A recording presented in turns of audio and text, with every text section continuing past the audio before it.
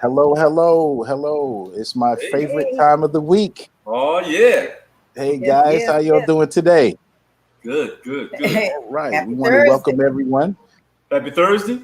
Happy Thursday. Happy Thursday. Billy said happy Thursday. Right. Yes. I look forward to this time every week. Not only that I get to spend time with you guys, my wonderful co-hosts, but also get to interact with our friends nationally and internationally. Awesome. So while you guys are coming on in, we encourage you to drop us some likes, drop us some hearts. If it's your first time, well, even if it isn't your first time, just drop us some comments. Let us know where you are tuning in from. A lot of your names we are getting more and more familiar with. Yes, and we appreciate you guys. Sister. Okay. What's up, Neil? And ladies and gentlemen, if this is your first time joining us, this is you're tuned in to That's My Story, which is I refer to it as the hottest internet sensation because it is. And we talked to some of your favorite people in the entertainment industry. All right. Some of your favorite singers, producers, engineers. Go ahead, Kim. Hey, Kim. Yeah. And we let them we have a live interactive discussion with you guys at home, and we pretty much go from start to finish, take a little journey down the road of their career. We're so glad to have everyone joining us today.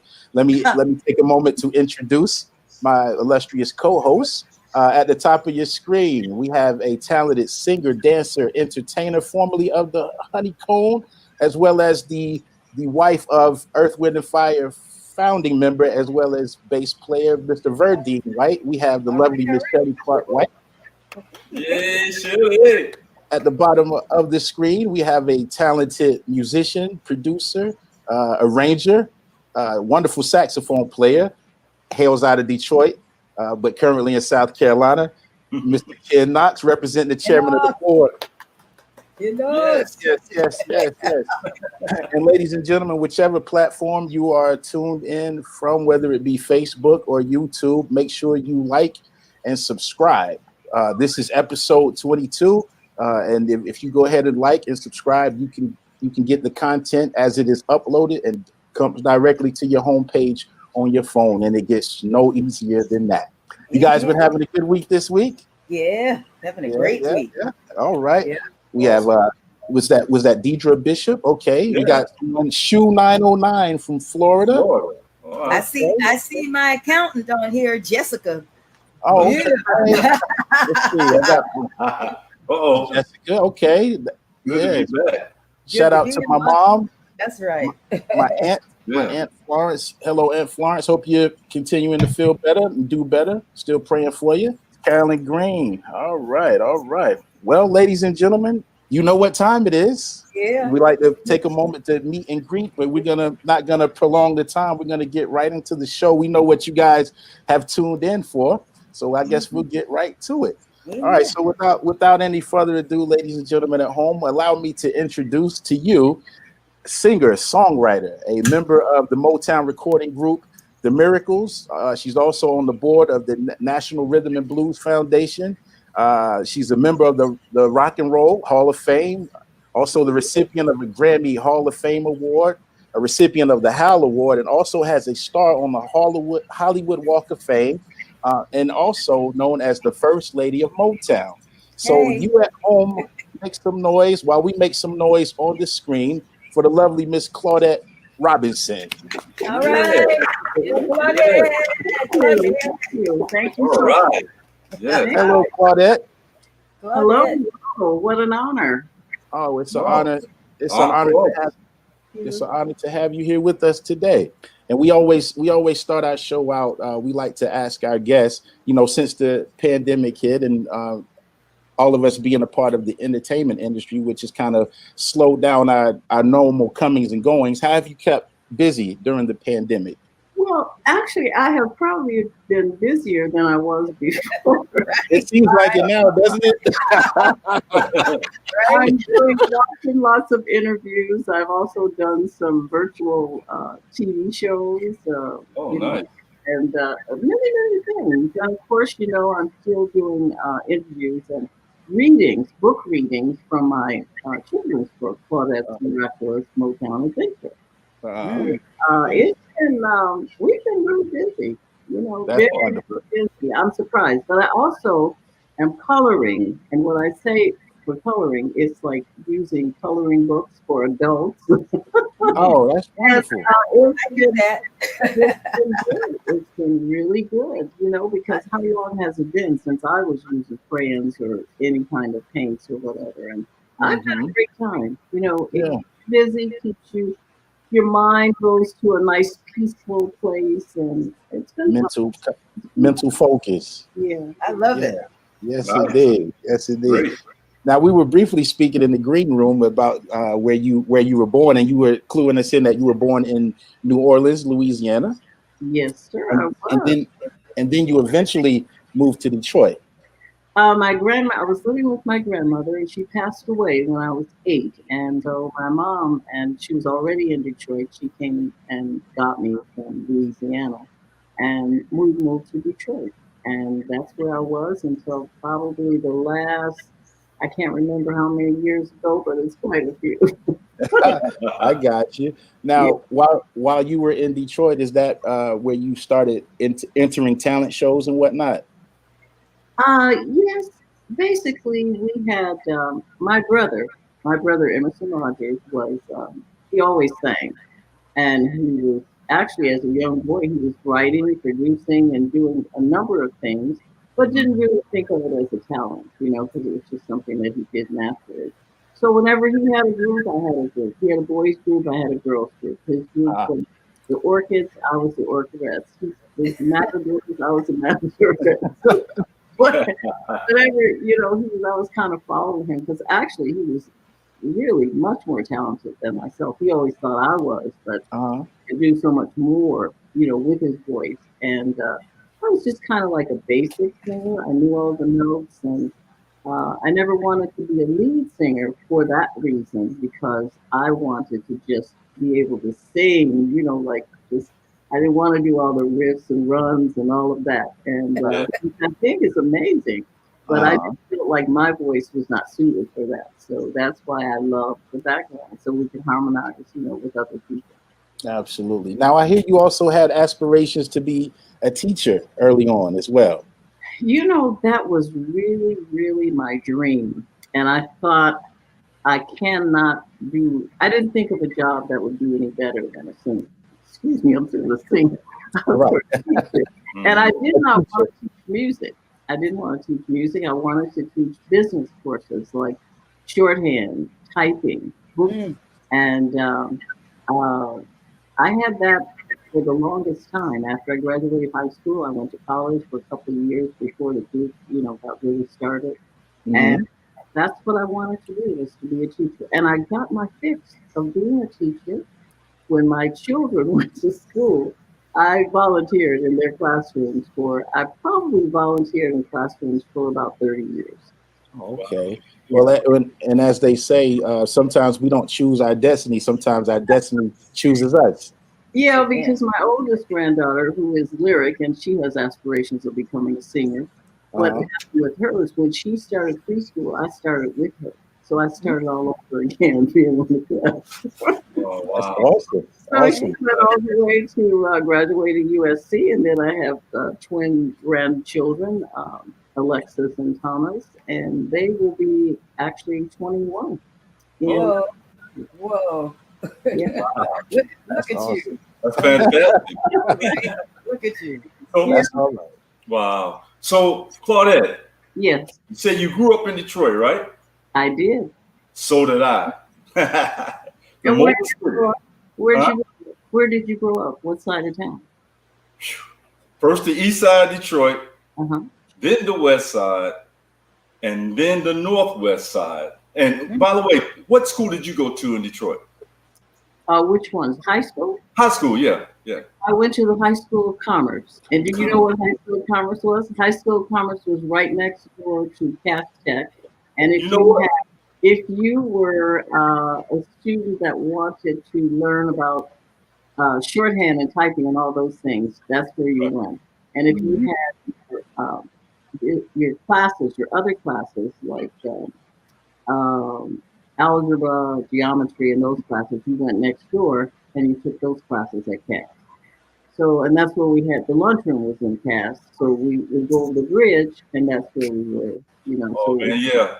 It was a goal to go to Cass Tech, you know, but you had to be smart, you know. Well, it was like a B average for either Commerce or Cass, and at that time, I don't know what it turned out to be, but as long as you had, I guess, a 3.0, you were okay. Okay, great. Yeah, my son went there, but here's a little bit of trivia. My sister, who was also a vocalist, they were like the first gospel group at Motown. They were called the Right Specials. Mm-hmm. Kim Weston was in that group. Remember Kim? Oh, of course. Yeah, Kim. Yeah. She did something for me. I just did a documentary, and she's a part of it. Oh, nice. Mm-hmm. So my sister and Smokey were in English class together, I think, at Northern High School. Yeah, Yeah, they were. She was telling me he was always writing. You know. Yeah. But so then I heard you mention your brother and the different groups he had. So can you tell us a little bit about the Matarettes and the Matador? Matadorettes. It was the Matadors and the Matadorettes. The Matadors actually Matadorettes, okay. Matadorettes is my group. Okay. Girls. You know, at that time, everybody was Eds and Deds and Reds on the backside of whatever group. But my brother actually was in the Orchids. Then he met Pete, Ronnie, and Smokey, and they had a group first.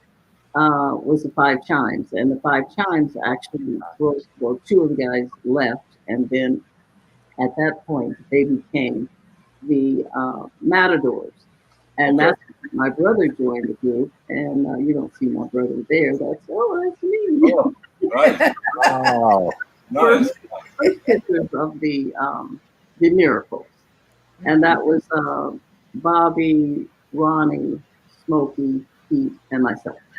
And Nice. how I became a member of the group and how the group became the Miracles was the guys would sing all the time. They had rehearsals in our basement. We lived on the east side of Detroit, my brother and myself and our parents. Oh, yeah.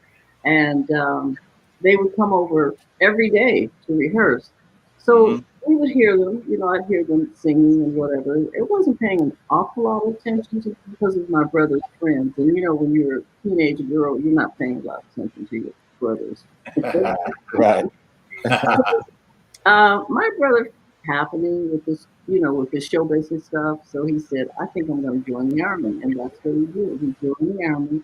Maybe after he was shipped off almost immediately to Germany. Wow. So after that, not a rehearsal, but auditions all around the city were happening. And they were saying that they would like to, the guys, of course, wanted to be a part of the audition. So Smokey asked me if I would go to the audition and sing with them because I knew all their songs. Because we actually sang original songs when we went to the audition. Okay. So we went there, and when we got there, you know, at this time the guys were still the Matadors. Okay. And Yeah.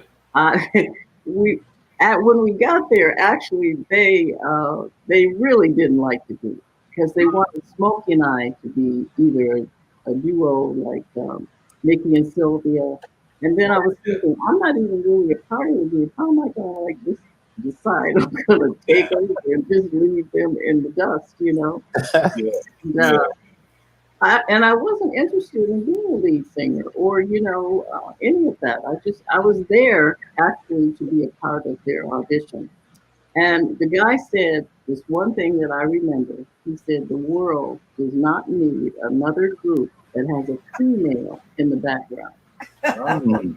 Wow. And oh, okay. Wow. And when he was talking about, the Platters were already famous at that time. And so it was like, we'll find somebody else. But question though, did you audition in your uniform? Because I understand you went to Marine Corps.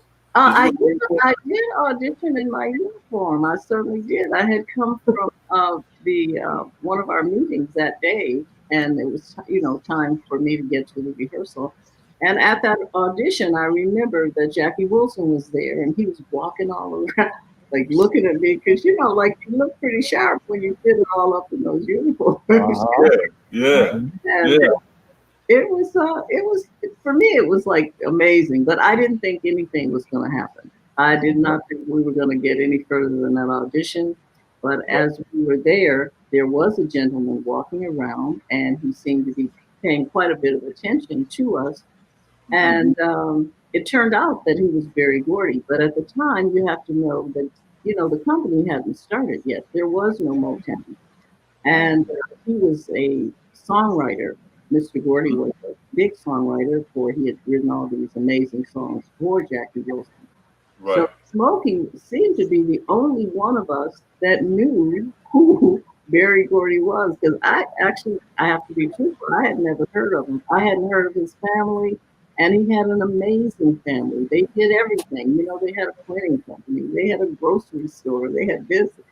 And I lived probably no more than 4 miles away from them, but I guess it was pretty sheltered because I had never heard of them. Yeah, they were everything in Detroit. They were, absolutely. I discovered later that they were. Yeah. So when you were in the Marine Corps, rumor has it that you were a sharpshooter. Wow. And I believe that I still am. You are?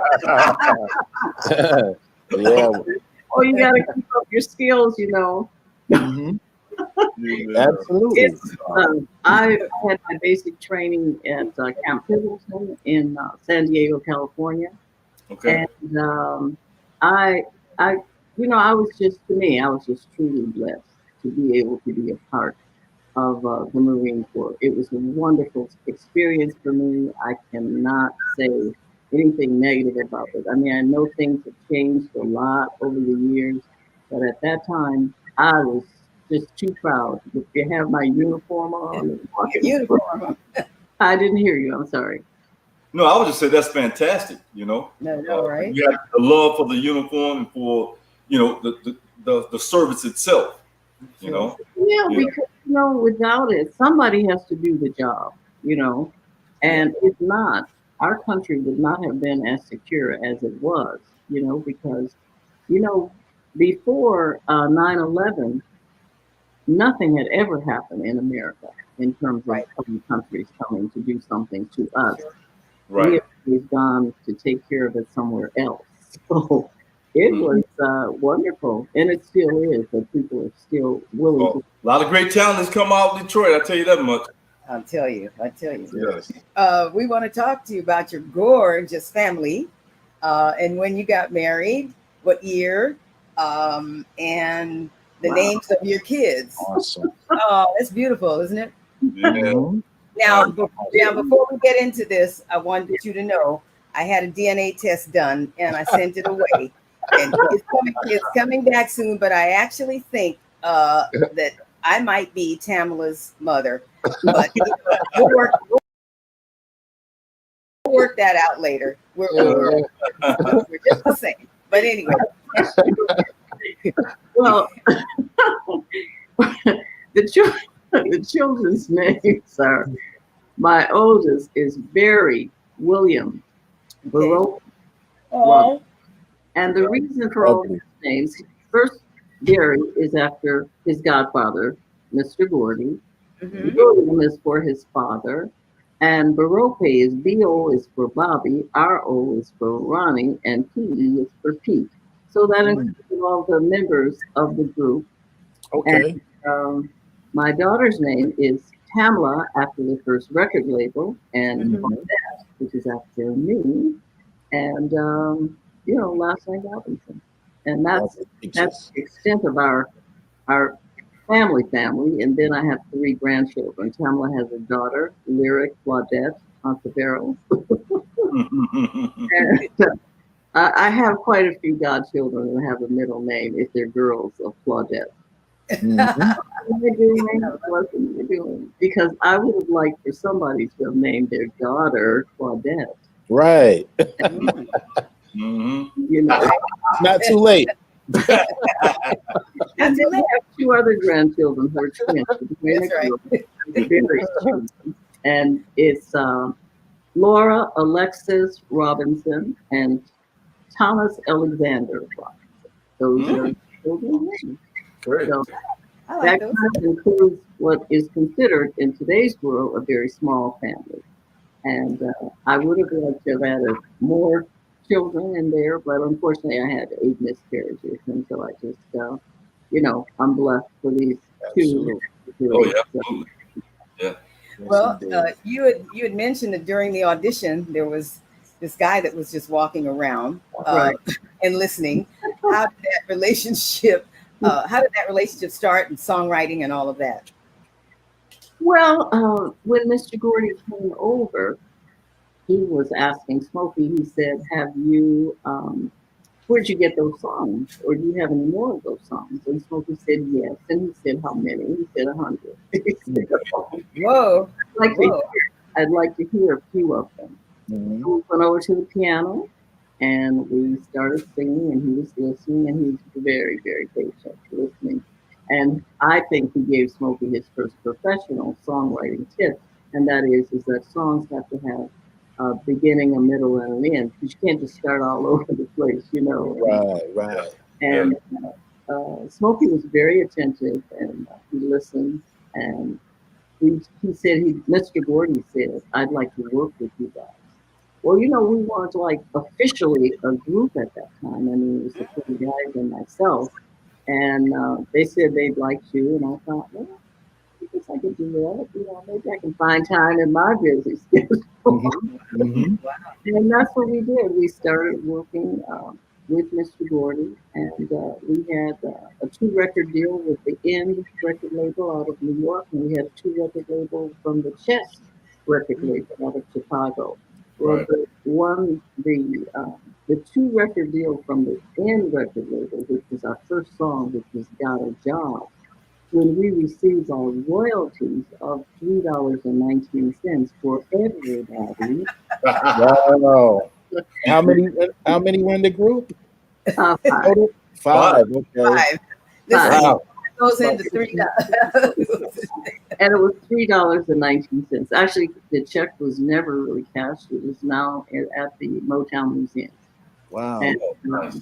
because what could you do with $3, even in those times? $3.19, And Mr. Gordy had made a suggestion of something he had wanted to do. Smokey telling him, at least suggesting to him, why don't you start your own record company, $3.19, because people, all of us had some type of job or doing something. So definitely did more than the $3.19. And, we had recorded Shop Around, which actually Chess originally had the song Shop Around, but they never ever did anything with it. So Mr. Gordy got a Chess record. Right. That's okay. Right. And so when Shop Around became a million seller, that's when all the people around Detroit heard about first Tamla, because Tamla was the first record label, and most of our records are on the Tamla label. Well, And so, I'm sorry? No, I was going to say it's interesting you should mention Tamla. That was my next question. My late brother-in-law, Maurice, named the band after his astrological chart, Earth, Wind, which was Earth, Air, which he changed to Wind, and then Fire. And so that's how that happened. But I was wondering if the word Tamla meant something to Barry Gordy, Mr. Gordy? Well, originally it was going to be with Tamla, not Tamla, Tammy, because at that Tammy was explosive all over the nation with records, with movies, with everything. But the name was already registered. So that's why he had to change it, and he changed it to Tamla. How he came up with Tamla, you'd have to ask him that. But that was that record, Tammy's in Love. That record was out. Pardon me? Wasn't that record out, Tammy's in Love or something like that? Tammy was everywhere. Yeah, yeah. You know, it was so prominent at that time. I can understand him wanting to be able to use the name, but you know, it was registered, so he could not use it. And how Motown was like the subsidiary label originally, you know, but everybody finally came to know about Motown because of the Motor City.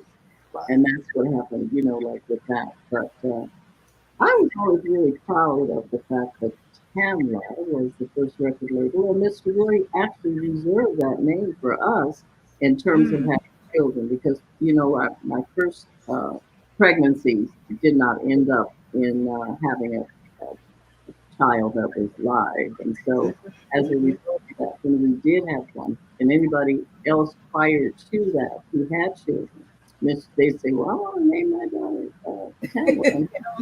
No, that's the Claudette and Smokeys. That's how she became Tamra, my daughter. I understand. Yeah. But you know what? I'm going to hand her over to you. She's a wonderful young lady, though. Honeycomb had two amazing producers, of course, maybe three, you know, Holland Dozier and Holland. And I always thought that they sort of patterned our company, Hot Wax Invictus, which my co-hosts were on Invictus, after Motown. And so we got the pleasure of working with the same people, which was, of course, the late, great, incredible Maxine Powell, who was an etiquette instructor, poise and grooming and social graces. But, you know, the Honeycomb, we were like fast and from LA, and you couldn't tell us nothing. She was trying to tell us how to sit in the car and swing your legs over, and you wear too much makeup, which of course I still do. But I read something where she said to all the female acts on Motown, if you want to know what a real lady is like, you will watch and get to know Claudette Robinson. Oh, wow. And I wanted to know how many women over there wanted to take your head off. I'm going to say, if I had known that back in that, you know, in that time, I probably would have had many, many reservations, because I didn't know that she said that ever. I didn't know that until I was no longer even performing. And they're like, thank God. Thank God. And I think it was a good thing, because, you know, I would have had much more to live up to. And the other thing is that, you know, I don't know her reason for saying that, but I think the reason that perhaps Mr. Gordy or someone may have said that was the fact that we had been performing a couple of years before any of the other artists came around. So therefore, I had like road experience of trying to, you know, learning how to perform and what to do and how to do it. Because when we went out there, we were so totally glued. Our first time out, they were ready to send us back. The owner of we could sing, but we didn't have choreography and, you know, all of that. Because when we went out to the Apollo Theater, we met with people like the Isley Brothers, you know, the Lingos and all these people, you know, the Chantels, and they were seasoned artists, you know, and we were like, how are we going to even get on and off the stage? You know, I remember they'd say, ladies and gentlemen, God miracles. And we go 2 from stage left and 3 from stage right. And then by the time we got to the center, we stopped and clapped for the next 12 bars. Well, that was our routine. You gotta know we have a routine. And so the owner he called Mr. Gordy and he said, "I want my money back." Oh, no. Because you've got 5 other acts, and we had 4, sometimes 5 shows a day, and you did not have time to take up that much time for each individual act. So you had to be on and off, and especially if you're new. And so I don't know. I guess he probably talked him into allowing us to stay or offering him something else or whatever. And then the audience, the Apollo audience, as tough as they can be, I think they really, really took pity on us and said, "Here's this little girl, guys, and they're all young. We're going to give them a try." Because they would be sitting at 9:30 in the morning. They would be sitting in the front row like, "What are you going to do? Show us what you're doing." Yeah, tough crowd. Man, we better get our act together here. And they fell in love with us, and we fell in love with the audience, and it was a great, great time. Wonderful memories. Some of those people that I met way back then are still my friends today. That's awesome. Yeah, I'm really proud of that fact. I remember that hook that they used to drag your butt off the stage. Man. The clown would come on, right? He'd come get you. Yeah, they did. Another person that I know you guys worked with, maybe that I know we did, was the outstanding choreographer Charlie Atkins. He called the Honeycomb his female pips. Oh, so did you guys work with him as well? Or? We did. Mr. Atkins, Charlie, actually, what he did for us, we had a nightclub act. And even though we performed just really not enough times, because sometimes I see a picture and I'll be like, "God, I sure wish we had," because they didn't do a lot of filming the way they do today. So I don't know if there's anybody that has a film of us, a picture of us like on stage, but no real live video of us doing what he showed us. And it was amazing, honestly. We did a few times in New Cherry Hill, New Jersey. We went to the Town Hill Club there, and we performed, songs like Summertime and, show tunes and whatever. I mean, we had something really good. Yeah. After that, I don't know. We went back to doing all the other things.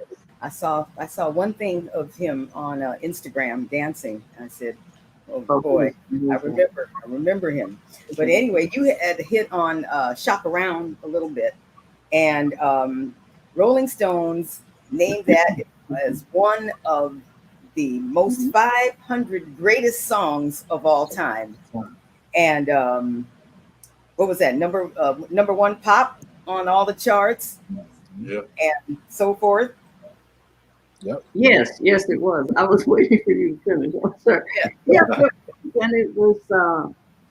First of all, it was just something amazing for us, because after you've been working for a couple of years, you're not sure what's going to happen. Are you going to be able to still do this? Because at that time we were, newlyweds, young bride and groom, and the income was from both of us, and both of us were doing the same thing.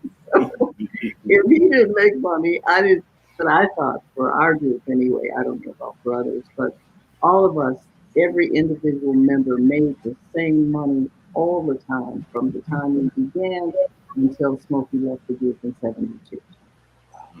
Well, I always felt like that was probably a good chance for us all to really become as close as one could ever be, because of the fact nobody could outshine the other and saying, I make twice as much as you and something else. But, that was just what we wanted to do. I'm not saying that that's a formula for anybody else. Right. But, we had aspirations of doing a number of things that we did not do, but I cannot tell you that there was a better opportunity, and not only just an opportunity, but experiences that I was able to do, during that time.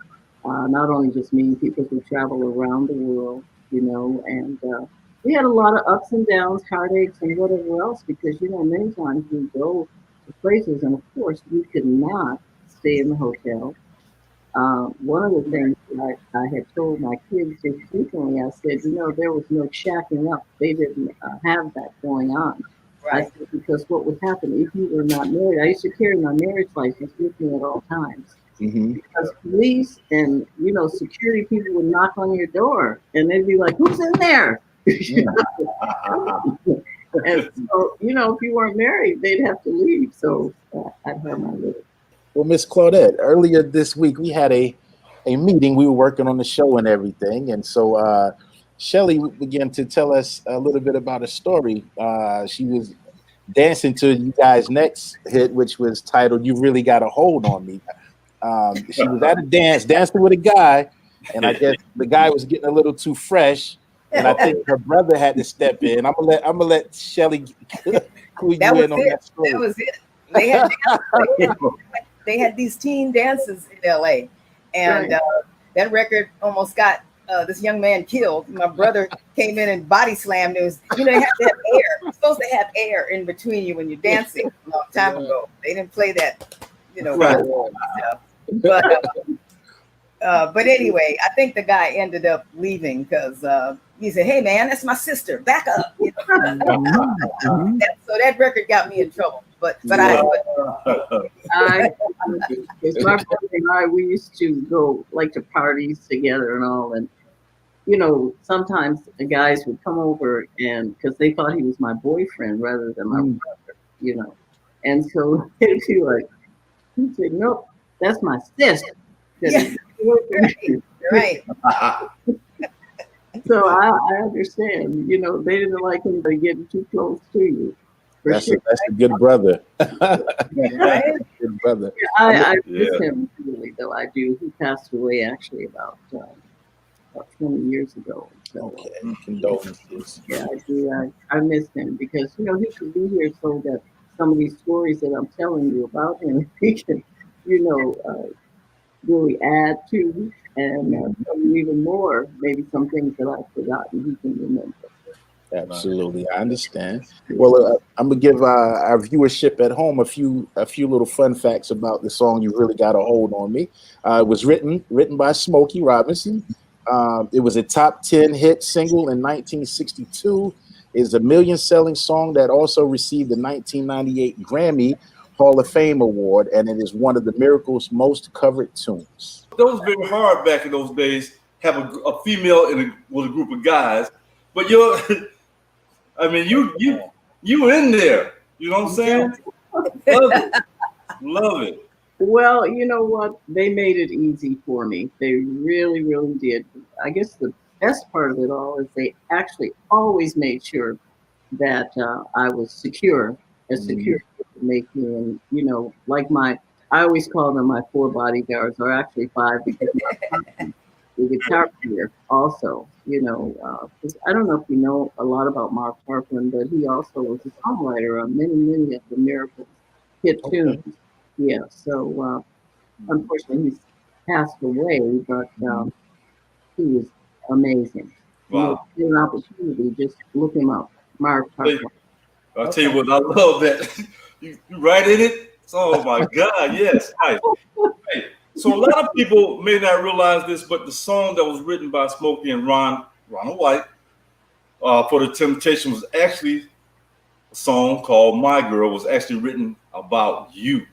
Yeah. Well, I'm not gonna say it was. I think that was more of an influence. I don't think it was just written about me. Okay. I think I was myself and Earl White, which was Ronnie White's wife. I think that we had a part in each one of them at the time, showing what they felt or whatever about that. But I became the My Girl over the years, and Right. I'm very happy to be the My Girl. But So, I probably have to say that Earl also should, even though Earl, unfortunately, she too has passed away. And I was thinking one day, this was just this past week, I looked, I collect a lot of things, over the years with all the notes that we took and many, many things that I have. In fact, we had an exhibit at the Grammy Museum actually for a year with Miracles memorabilia, which was basically, not basically, it was all mine. And so I found the original lyrics for My Girl. Oh wow! Nice. Smokey, how they interacted and whatever, and certainly other things that I've been able to collect over the years. And I feel so blessed about that because history as it goes, if it's not preserved, it's lost. That's true. And, you're right about that. some of the things that I find, and I often wonder why they even keep it. I have like tons and tons of cards and letters and all that stuff, like from Smokey, from fans, and it's fun to actually look today because some of those things are, if I'm admitting it, are over 60 years old. Nice. But originally the song was meant for the Miracles, but the Temptation they had a hit off of it. How did that happen for them to the Temptation song? I know there have been many, many stories about the My Girl, and but one of the things is that Smokey really liked David Ruffin's voice, and he really had, I think from the beginning, in terms of who was going to sing it, it was a song that would have been for the Temptations, not the Miracles, even though we did record My Girl. But if you've ever heard our version, it's nothing to compare to the Temptations. Wow. The Temptations are just amazing to me in every way. I thought if only I was a little taller, maybe I could have. I heard that. So let me ask you this: was it? What was it like working in the studio with Smokey as a producer? Most of the time, most of the time it was okay because we actually had rehearsed before we got into the studio. We rehearsed on the road, we rehearsed at home, and so we didn't have to spend hours and hours, in the studio trying to get it right. We had practice prior to. But there were times that I thought that he was a little harder on me than he was on the guys. Let's just say if I'd make a mistake of a note that maybe it needed to be one note up or down or whatever, he'd say, "Oh, you're not listening. You're not paying attention." Yeah. And I was thinking to myself, I'm not paying attention. I think Bobby, Ronnie, Pete, they all made 5 mistakes. But I was he was the producer, so I allowed him to do his thing. But I will say this: I love the texture of your voice. Oh, thank you. Thank you. Come on. To me, it's a voice that's missing.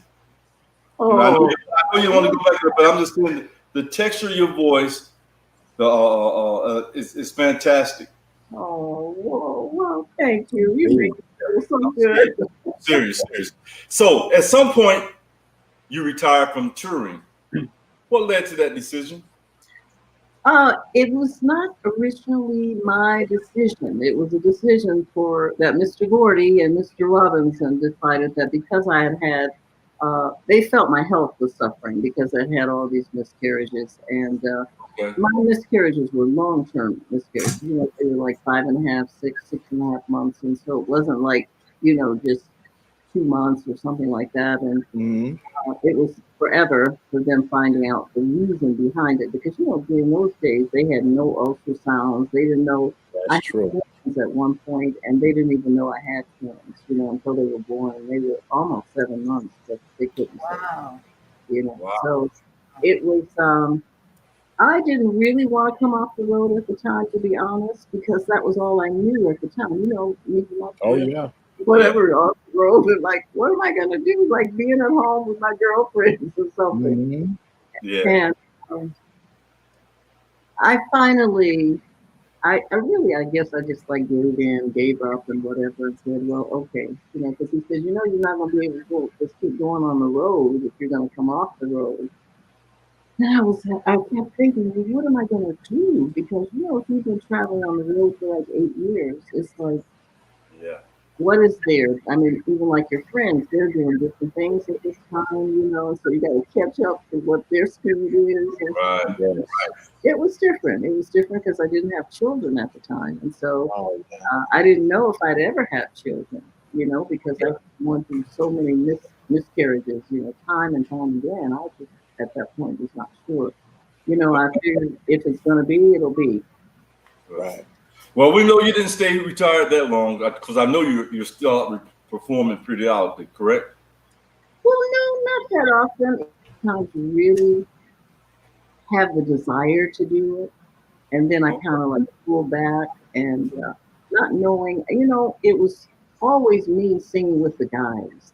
And when I actually like just sing with girls, it's a different experience. I love my That's girls, true. but it's like the boys, the sound is different, Yeah. And the way they handle themselves in the studio or anything else is just different. We're different. We're different breed. Men and women are different, and that's okay. It's okay to be different. Yeah, it is. And but I still love music. I still love singing. I love seeing all the new talent perform and take charge of whatever their career or life may be, because there's nothing wrong with show business. It's not a bad business. It's a good business. But people have to remember one thing, as far as I'm concerned, and that is it is a business, and it's a business about show.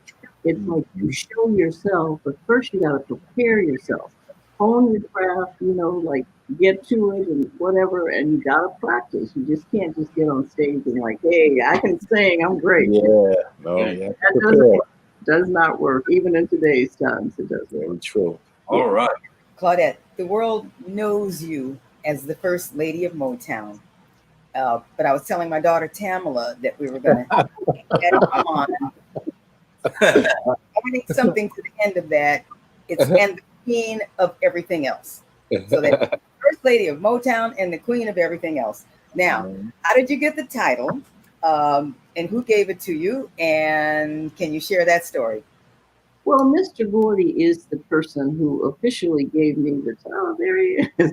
Gave me the title of First Lady of Motown. And the reason is that when we started with him, there were not any other females. One of the statements I remember him saying is, girls are it's just too much trouble, But I don't think he was thinking of me in that context because I was like part of the group, the Miracles already. So I guess because I was the first, not just because, but I was the first female, there weren't any other females.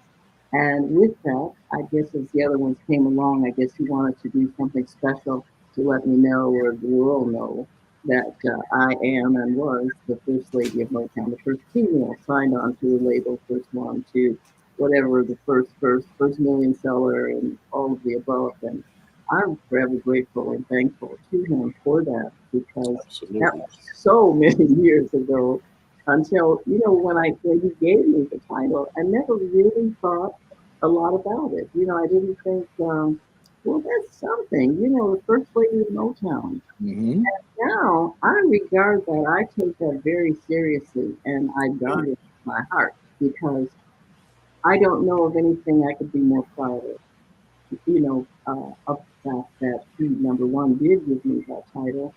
And I hope that I'll forever and ever be able to maintain all the qualities that go with being a first lady. Because sometimes, it's a lot. You have to set a standard for yourself as well as others. And as the ladies have come, for Motown, the Motown artists, and that I can, looking back, I was thinking how when I would wear my basic chic dress, and then they came and also they'd like, where did you get that? And how can I do that? And how can I get my hair done? And where do I go? What kind of perfume can I wear? Something. And it was a lot of things. It wasn't that there was a great deal of difference in our ages, but actually we were a little bit, older than the rest of the girls coming along. And they were wonderful girls, but they were girls as I had been. And so it's a lot to learn. It's a lot to learn about show business. And sometimes I look at what's happening today and just wonder who is the person that sets the standard for our female artists today. Sure. And I don't know, No. because It's scary.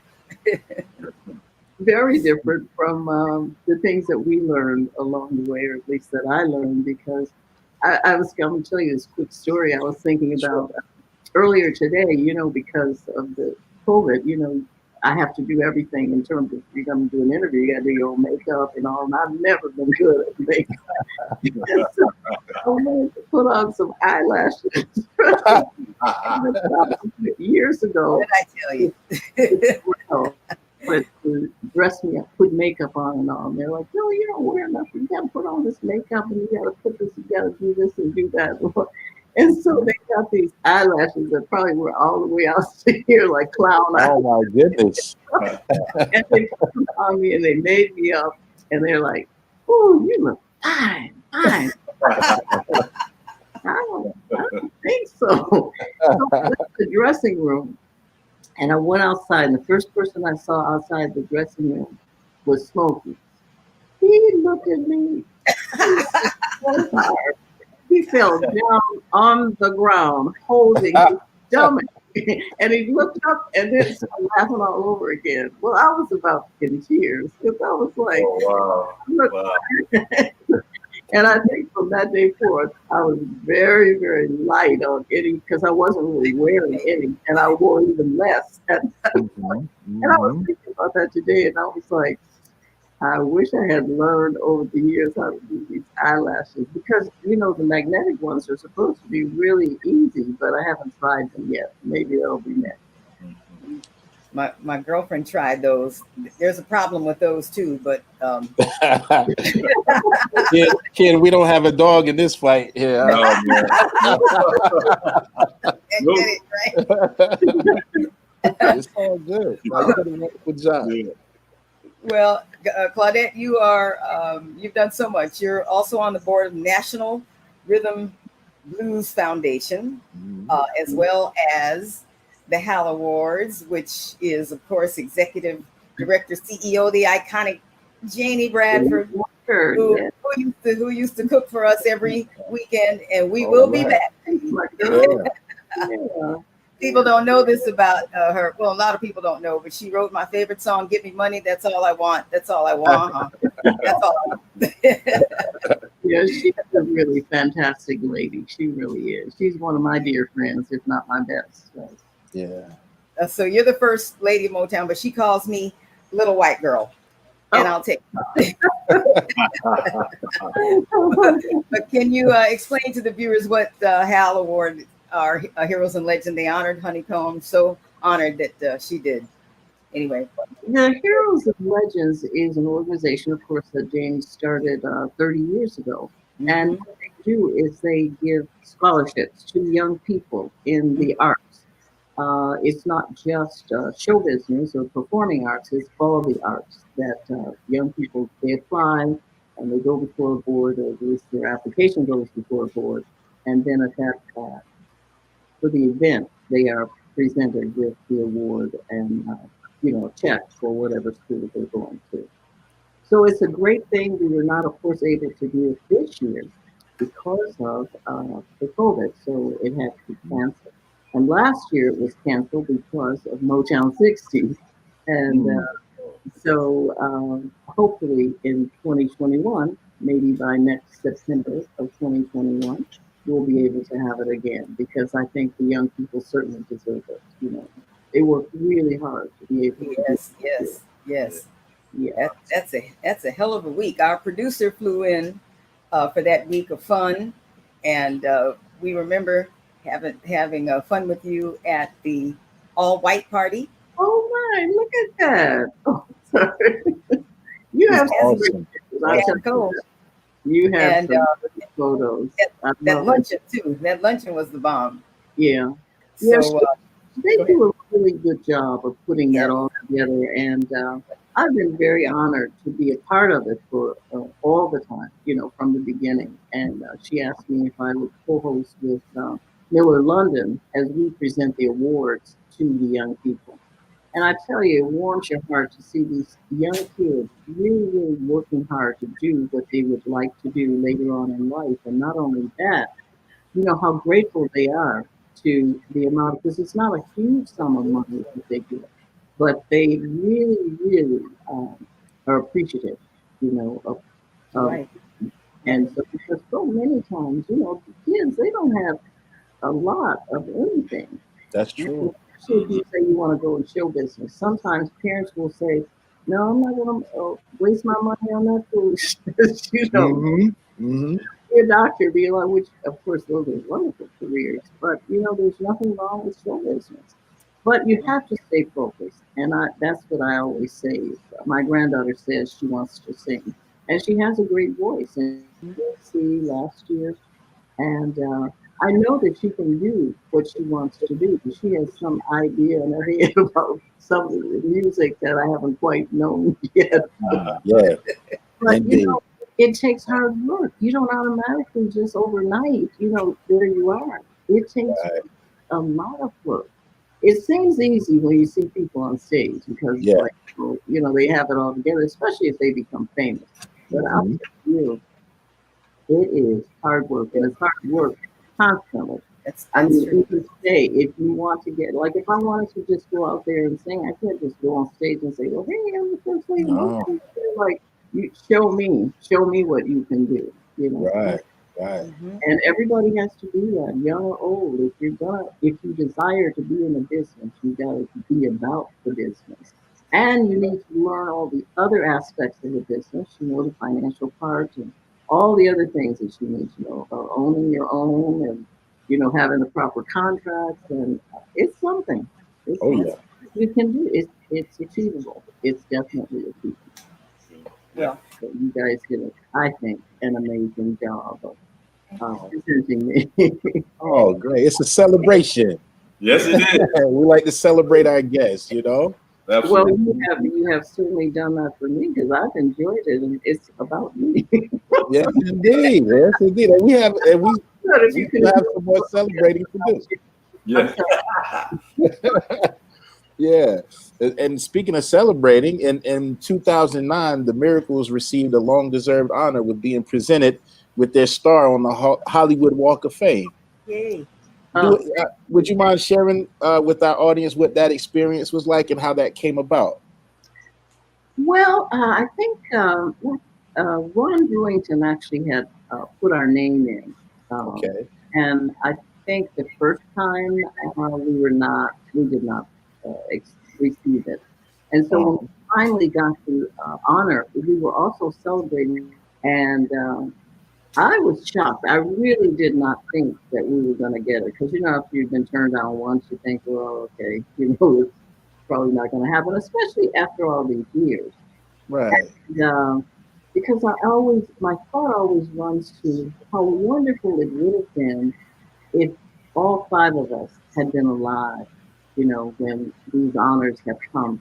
Sure. Because I'm happy and I'm excited and all that I'm still here, and you know, Smokey is still here, but the other three members and our guitarist, Mike Ruffin, they're gone. Yeah. You know, and there was so much an integral part of all that we did and standing together and all the dreams and hopes and all the things that we desired to do and even to be able to do for others. Sure. Um, we have not been able to fulfill all those dreams because they're no longer here. And you know, they have families, they have children, they have grandchildren, and you know, sometimes it's just like, for me, it goes all the way back to, wow, I have to make sure that I stand firm for these guys and their families to Hmm. uh, let the world know the miracles were the very first group that came onto the Motown family.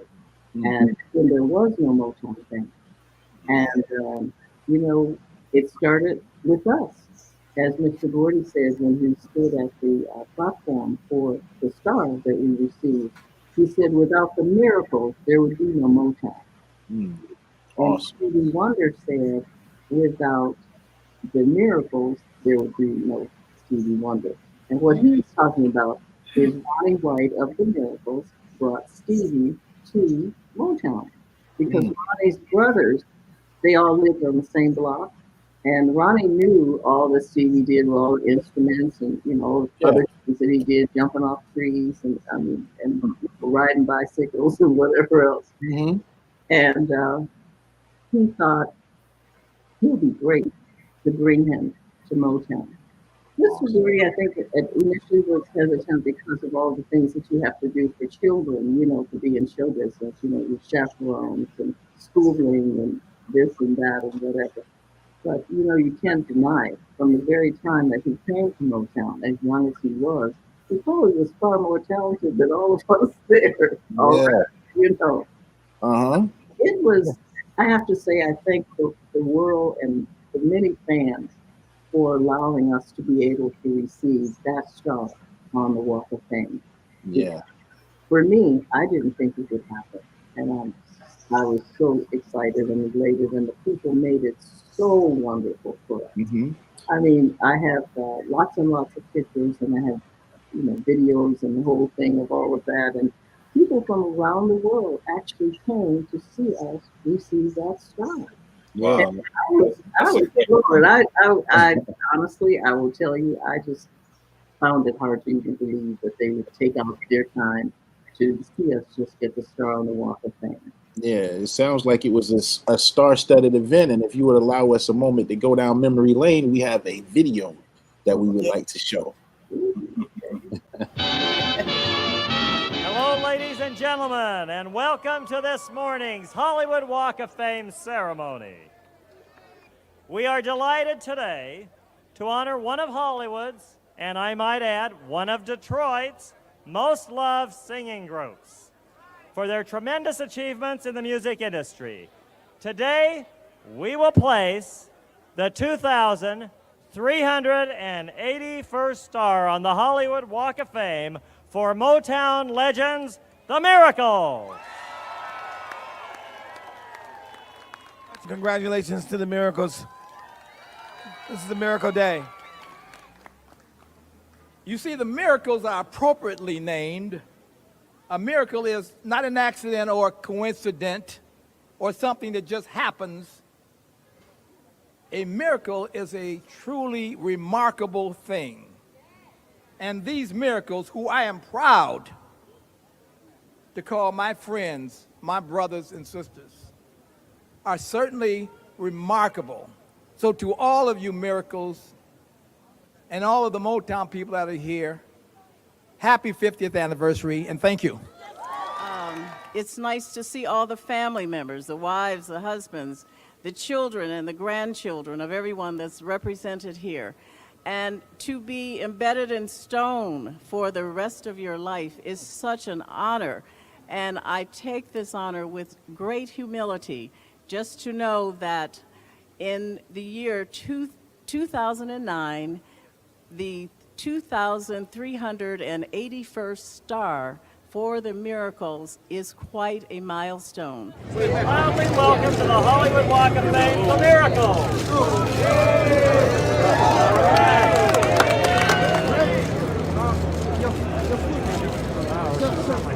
Full of better, thank you.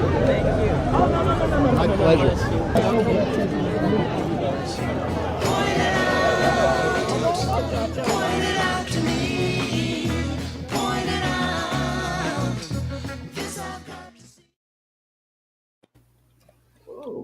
Yes, Very yes. What good. an honor. What an honor.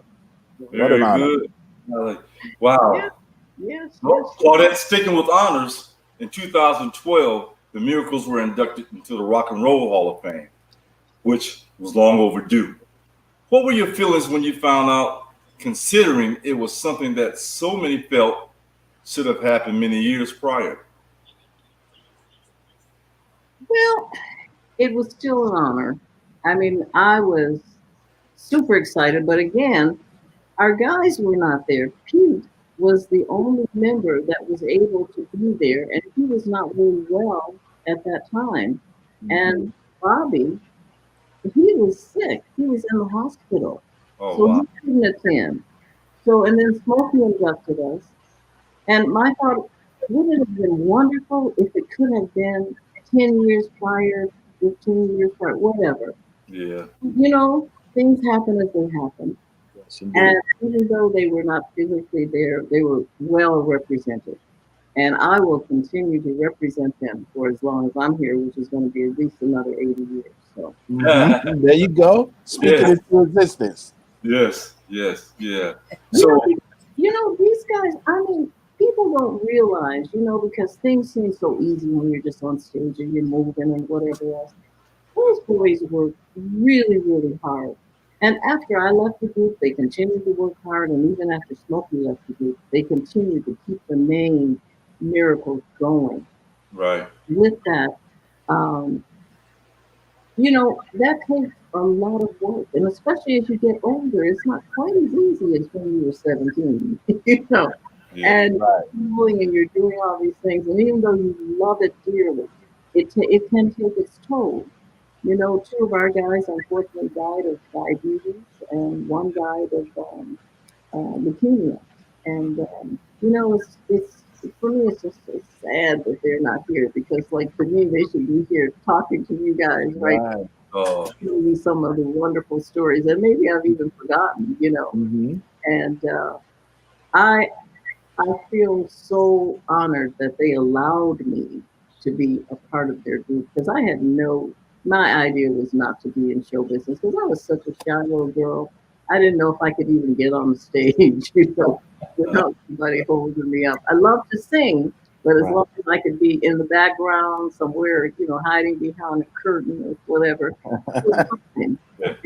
And people say, "Are you kidding me?" And when I was a very little girl, my grandmother actually had me singing at the National Baptist Convention, and I think I was about 4 years old.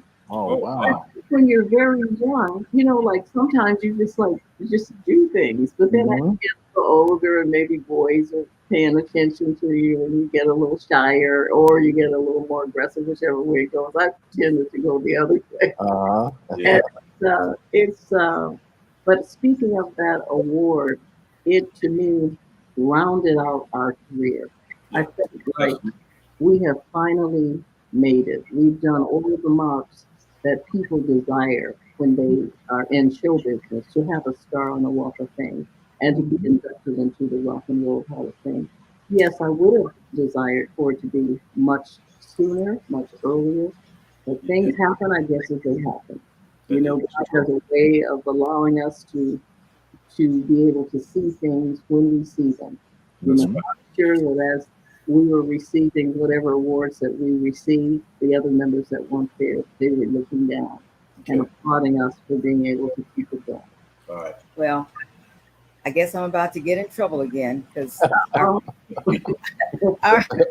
producer always tells me that for every show, I try to work Verdine White into every episode, and it's totally not true. Well, maybe a little true, but I'm trying to keep a job. I want to jump back to the Hollywood Walk of Fame when the band was honored with that. He and Maurice, the city gave them a choice of where they wanted their star to be, and they said, "Look, let's do it across the street from that bank. Remember that bank?" And Verdine said, "Yeah, we used to collect unemployment checks there." He said, "That's where we want the star, so we never forget where we came from." So that's where their star is across from that bank. But anyway, also there was a time when you were honored at City Hall, and of course I have to work that into the guys received their honor there for Earth, Wind, and Fire Day on September 21st. But you received an honor from City Hall. Every artist that has a great impact on the city, such as yourself, in addition to your musical accomplishments, you received the honor for the work that you do with the youth in the city parks. Could you let us, tell us about that? Well, I believe you're talking about the First Lady of Motown award. Yes. Yeah. Yes. Well, children have always been my very favorite people. So if there's anything that I can ever do, I said that I had worked actually inside the school classroom for 30 years. And that's like really a true statement. I was actually there. I used to go early in the morning and I would stay all day long. And Wow. if there was any events that the kids had to go to, who would be there? Miss Robinson? Yes, I'm on my way. Because I just enjoy children so much. They just make my heart glad. And I, it was just it was always an honor. Because nobody ever knew about it except me. What a great time I've had. You know, I'll often say if I had ever gotten paid for all the number of times that I've enjoyed my friends and kids, or my kids wasn't up there, Right. I probably would be the richest person on earth. Not, you know, on earth, because I tell you, I just have so much fun. They just make you feel so good, you know. Indeed. It's just a wonderful, wonderful time because they're honest with their feelings. If they like you, they like you, and if they Yeah, don't, they don't. They don't. that's a wonderful thing. And that Nice. honor was actually it was a surprise to me because one of my godsons actually works with the students, and he was like, "Oh, no, you don't want to do whatever you want." I was like, "I don't know." But it was quite an honor, and I still feel very special that they allowed me to be able to be that person to receive it, you know, because of many awards that you can get from people, you know, because you can award yourself if you really want to, but very people, actual people, think enough of you to give you Yeah. anything. I mean, That's, True. that's special because nobody ever has to give you anything ever. That's right. So, That's right. you know, some of the little gifts that I've gotten from some of my godchildren or something, and they'll say, "You still have that?" And I was like, "Yeah, I still have it because you didn't have Yes. to." I mean, you know, it took some time out of their little piggy bank Mhm. to buy whatever this little thing was, and it's special. You know, Yes. I, I, I feel I feel gifted and blessed to Yeah. have been able to share so much of me with the world and with my little friends, the kids. Mhm. And well, I have had a we big honor with you we guys honor your today work. too. I'm Oh, so Claudette, among your many, many, many accomplishments, it also appears that you're also an author, right? yeah. And you have a children's book, which, by the way, I'm planning on getting for my son very soon. Here, he's 7, so I think it would be something suitable for him. But the title of the book is called Claudette's Miraculous Motown Adventure. Yeah. Tell us a little bit about the book and what inspired you to write. I know you're speaking about children a moment ago, but tell us what inspired you to write that book. Well, I have been writing a book of some sort probably for the last 30 or 40 years, which was actually my biography. And I just never completed it because I keep changing the format and this way and that way. And Motown 60 was coming up last year. And I Okay. thought I must get something to add to the celebration of the 60th. And I thought, what can I do? I've been saying I'm going to do my biography. Biography is not ready. So what can I do? What has Motown, what audience has Motown not tapped into? And the thought was children. Because the children that were, if they were not born 50 or 60, whatever years ago, 40, whatever, they may know nothing about Motown. That's And true. I said, let me tell my story in a fantasy way so that at least they can know who I am. Because when I heard some kids the other day, I guess it was on some TV show, and this artist was saying, he was asking his nephew, he said, "You know who Gladys Knight is?" And the boy was like, "No." He said, "Do you know who Patti LaBelle is?" He said, "No." He said, "Well, do you know who anybody is?" He said, Right. "You know, and so it's a thing that history can often be lost if it's not somehow implemented in a book or movie, film, or something. And that was my reasoning behind trying to at least get something done. And then I could be my favorite people, the kids. And I had a wonderful opportunity of traveling before the COVID. I went around the country to schools and many, many places, and I read the books to the children. And I'll tell you that I was in Merriam, Ohio, and it was like 2,000 children. Mm-hmm. 2,000, wow. 2,000 children. Uh-huh. And I tell you the kind of love that you get. They give you hugs, kisses, they dance, sing for you, do all kinds of antics, they act, everything. So I really had a wonderful time, and I'm so proud that I was able to do this book about Claudette's Miraculous Motown Adventure. And it's a story telling about how Claudette became the First Lady of Motown, but music saves the day. Mm. All right. Yeah. And what would you say the moral of the book would be, and the message that you're trying to convey to the children? A very positive message of letting them know that with music you can do many things, and with that also it was also implementing telling them a little bit about me, and because I want them to feel that nothing is impossible for you to do. Mm-hmm. If you work hard enough and you really believe enough, because you have to believe in yourself. And you know, of course, I always have to say you also have to pray. And you gotta pray. You would be surprised what can happen, you know, because life is not just one straight line of just every day is the most marvelous day ever. There's going to be some ups and downs and sideways too. But sideways too. Huh? That's right, though. That's but you know what you can do is that if you can, I always say, if I can just make it through the night, tomorrow it's going to be better. One day at a time. Absolutely.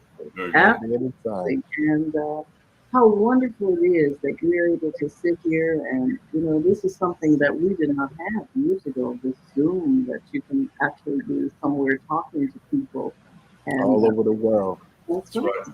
Receiving such a wonderful, wonderful message, and so many things that you can learn that we didn't know about before. But sometimes things are so instant until many things are forgotten. And that's unfortunate because so many good things have happened, so many great people that people don't know anything about, you know, and not just in the music business, but all businesses, you know, because music, of course, is not the only business. It's the business that we're all a part of, but you know, it's many other businesses too that are just as great and wonderful. I remember when I was den mother for my son's Cub Scout group, and so one of the moms that was working with me, she had her husband was chief of staff at Cedars-Sinai Hospital, and she saw Smokey one day, and she said, "Smokey, what do you do?" And so I keep telling people, I said, "It's like they didn't know who Smokey was." I said, "No, because that wasn't her world. She lived in a whole different era. Her world was medicine, and those are people that she knew, you know, and that's what it is. There are many, many worlds and opportunities out there for all of us if we just tap into it and take a chance and, you know, be confident and just go for it. You can make it." Yeah. That's right. That's right. Well, I agree. That's a wonderful message and a wonderful moral, you know, of that story, especially for the children, especially for the children. And we do have a video clip about your book. Hello, everyone. I'm Claudette Robinson, First Lady of Motown and an original miracle. Thanks for joining me for a little story time with my new book, Claudette's Miraculous Motown Adventure, written by Claudette Robinson and A.K. Morris. The book, Claudette's Miraculous Motown Adventure, is available on Amazon.com and ClaudetteRobinson.com. Thank you.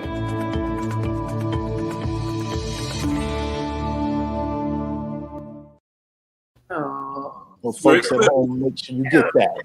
Yeah, great clip. Yes. Hey, so Claudette, are you ready to go to some questions and comments from the audience? Yes, I can do that.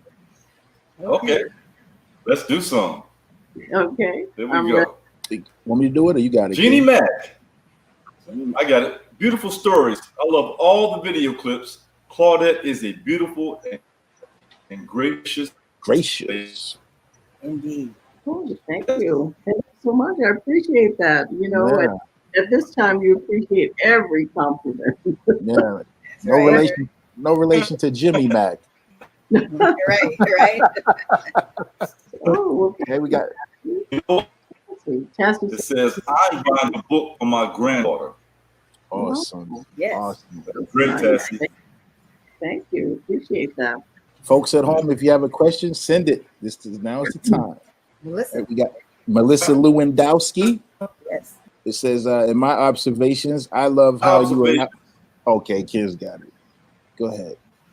Go ahead. You got it. Oh, okay. I couldn't tell if you were freezing up or not. I'm sorry. In my observations, okay. We're going to throw you out. I love how you allow your guests to share how much you listen, absorb, digest, and don't cut them off. You allow them to shine. That's a lesson that the media would benefit by. Oh, Well, thank you good. so much for that wonderful compliment. We're learning on the fly. Right. By the seat of our pants. Yeah. Right. Deidre Bishop, so proud. Thanks for sharing your remembrance with us. You are a living legend and one heck of a singer. Yes, indeed. Ladies and gentlemen at home. Thank you for that. Is that Shoe 909? Yeah. Such amazing talent. Mm-hmm. You agree? I agree. Yeah. All right, Will Cat, here we go. The Miracles have more songs in the Grammy Hall of Fame than any other Motown group. Wow. That's great. Wow. I see one here.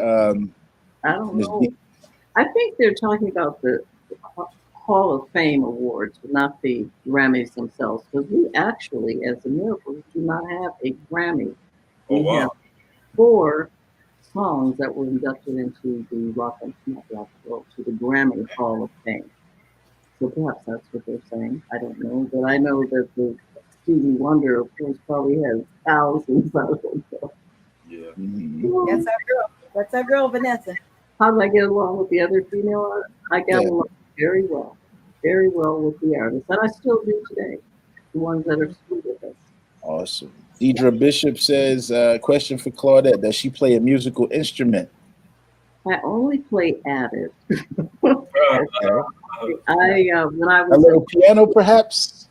just only a little, but when I was in high school, I was first chair for clarinet, Oh, and I Awesome. play tenor sax, just a Oh. little bit. And but I don't, I was thinking about that because at this time, we have a lot of time, so I was thinking maybe I should start doing something musically again. Mhm. that's great. And learning a new skill, learning a new instrument, or even honing your voice up a little bit, more, and so many other things that we could be doing right now. Because I think about it and I said, 6 months have passed, or 7, I guess it is now.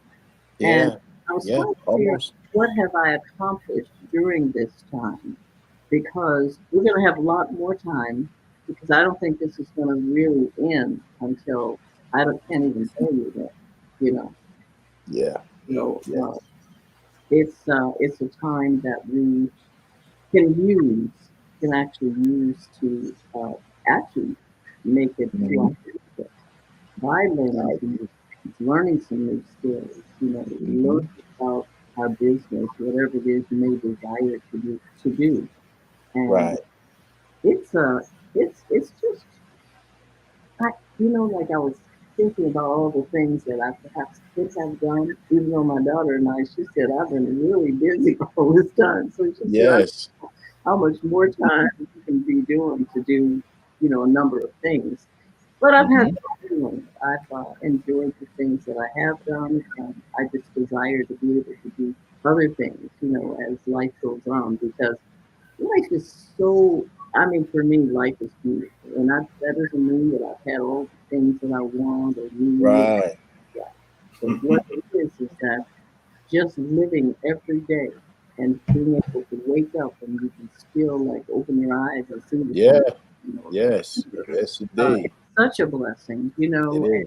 and I do miss many of my friends, because unfortunately many of them are no are here with us. One of the things that I was telling people people would ask me to sing the Lord's Prayer when their families passed away. One year I sang 7 times, and I just stopped singing altogether because it was too traumatic for me. I mean, because it touches your heart, just because you're singing, it's a beautiful thing as far as the song, but Right. feelings that go behind that, and then the families, that what it's doing to and for them. And I couldn't take that. I had to just go up for a bit. It was just a little much for me. After that 7, Understandable. I could not make it to 8. I remember someone asked me, and I said, "No, I'm sorry, I can't." And I needed to do that because, when someone is asking you, especially at that time, but I could. So where can people find you, Claudette, your social media? We have one more? I'm sorry. Go back. You had me at sharpshooter. Jessica. S. Jackie Davis. Do you have any plans to do an autobiography movie? I'm sorry, I just wanted to read it real quick. I'm not going to say that it's an autobiography movie, but they have done a documentary, which will, I guess, now come out sometime next year. And I don't know if you call that a movie or not, but it is about me. Okay. And, hopefully, it'll be exactly what we want it to be by the time it's released. Okay. So what is it called, Tamra? The life story of Claudette Robinson. Oh, it's called the First Lady. I'm sorry, it's called the First Lady of Motown. That's great. So speaking of the First Lady, yes. Where can we find you, or where can the fans find you on your social media sites? It is Claudette Robinson. Let me see. At Claudette. Well, here's your Instagram there. We got links. There they are. We got Okay. some. Instagram. Yeah. I didn't want to give them the wrong email because sometimes we got you covered. Plugging in myself on Facebook, right? Your Twitter. Yeah, it's First Lady of Motown, but it's like the other one is written out, and that one is with the letter. I mean, with the number 1ST, Lady of Motown. All right. I said right there. Everybody check. Hopefully, miracleshop.com. Did we Miracle do Shop. There it is. the Miracle Shop for the merchandise? Right. Tamra was asking me, did we do Instagram? Did we do the Instagram? We got it. We'll do it again. There it is. There you go. We got you. We got you, girl. Folks, make sure you're taking down this information at home. Okay, quickly, I want to announce who is going to be on the show next week. Now, this is really special. We have businessman, entrepreneur, philanthropist in entertainment, music, and sports. He was 16-year executive vice president of BET. You don't know about this guy, you better Google him. He's in politics. He's in everything. He is a part owner of the National Baseball Club. And we can't wait to have him on the show. He's a family member, and we're real proud of him and all his accomplishments. That's Paxton Baker. Nice. Paxton Baker. He's the boss. Yes, indeed. Right? If you don't know about him, Google him, everybody. You don't want to miss that show. And lastly, people are asking me about my jewelry on the show. That's Shining Stars.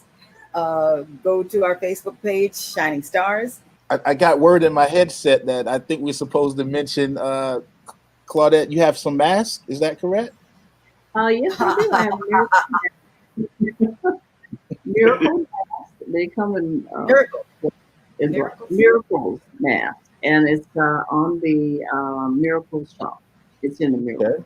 Miracleshop.com. Wear your mask. Get your mask. Yeah, gotta wear your mask. We were discussing in the virtual green room that masks are pretty much part of wardrobe, at least for now. So you need more than just one. You know, you're gonna need a few of them things, and you got to match them up to your outfit. So shop around. Shop around. No pun. Yeah, definitely. So, you know, we want to thank all of our viewers at home for joining us week after week. You guys are great. Real quick, kid, you got your glass right? Oh yeah. We got a toast. We got to do a little virtual toast. Claudette. All right. To Claudette, and this is the episode 22. All right, there you got something there. Claudette, you got your glass? You got Okay. The solo cup. Yeah, solo cup. Mm-hmm. They didn't want to spill it, so. Suitable cup for a singer. That's yes, right. indeed. But we thank you guys at home for all of your support. Always. Yes. Man, we had a great turnout today, and thank you guys for showing up and showing out. We had a wonderful time. Please make sure you check out our own links. If you're on Facebook, stop by the Chairman of the Board page. Make sure you like and subscribe. If you're on the YouTube platform, go to the official Chairman of the Board page, like and subscribe, so you can get that content right to your home page, right on your phone. It gets no easier than that. And also our links, Instagram, That's My Story Show, as well as on Twitter at S My Story That. Those are our links if you want to follow us from week to week and see who's going to be on the show and whatnot. There we go, at S My Story That for our Twitter followers. Yeah. And at That's My Story Show for Instagram. Go ahead, Shelly, you got something? I was just going to say, I second that emotion. What the hell? There you go. Claudette, we thank you so much for joining us today. It's been a wonderful time, and I learned quite a bit today myself. So it's wonderful. Thank you. Yes. Thank you so much. I just have to say thank all of you for taking this special time out for me, and it takes a lot to make a show as good as you guys are putting this show together. And I have to say, you know, I applaud you and thank you so much. Thank you. It is not easy. I know it's not easy to do. And you've done an amazing, outstanding job. And I thank you for allowing one part of it. Thank you so much. Yeah.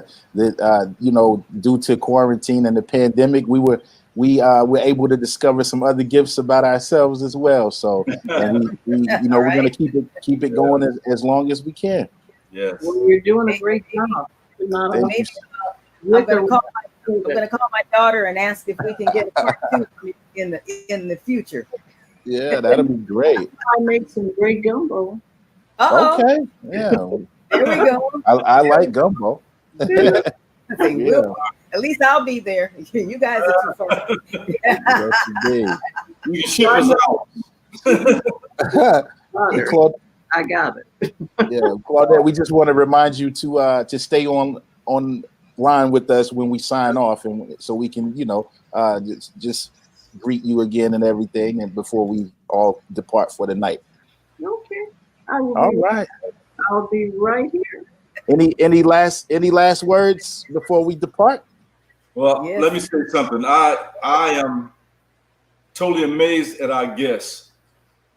Again, I compliment her on her voice, on her poise, period. You know, even from the stage, you know, it's an honor for me, growing up in Detroit, to finally to speak with you. Yeah, you know, right? Right. You know, hey, I applaud you. Yes, indeed. I salute you. We want to thank your daughter Tamra for helping all this happen, and we thank shout out to Tamra, and especially Janie Bradford for putting us together. Thank you. Yes, indeed. Thank you. Well, and if all hearts and minds are content, we're gonna go ahead and sign off, ladies and gentlemen out there on YouTube. Our producer, Taz Cole. Oh yeah, shout out to our producer Taz Cole. He works so diligent, and we must, you know, I hope she doesn't mind us mentioning, but she had a death in the family. Stepdad passed. So we want to, and she still made the show. She still, you know, fulfilled pretty much all of her usual obligations. So what a soldier Taz is, and you know, our prayers and condolences go out to her and her family, and she, you know, so we were able to still come before you guys today and keep it rolling. So we definitely want to salute her and everyone at home. You know, thank you so much. God bless you. We will see you all again next week for episode 23 of That's My Story. But until then, God bless you. Good night, peace, love. We'll see you then. See you then.